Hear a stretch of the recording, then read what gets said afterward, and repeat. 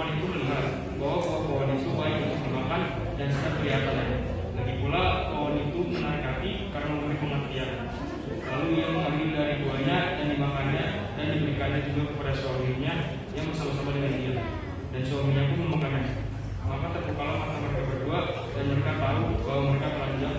Lalu mereka menyemat daun pohon ara dan membuat cawang. Lalu manusia itu menjawab, ketika engkau datang aku takut, aku pergi bersembunyi. Perempuan yang kau berikan kepadaku telah memperdayakan aku sehingga memakan buah itu.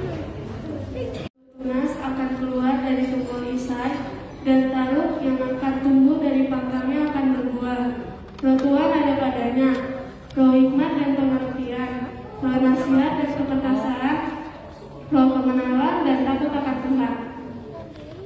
Sebab Tuhan sendirilah yang memberikan suatu tanda, sesungguhnya seorang perempuan akan mengandung dan akan melahirkan laki-laki dan menamakannya Immanuel, akan menjadi raja damai dan sejahtera.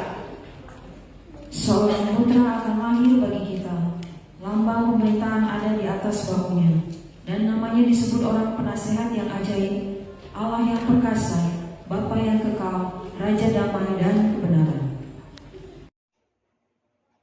Bapak Ibu yang dikasihi Tuhan, terima kasih telah like, subscribe, dan komen channel YouTube ini.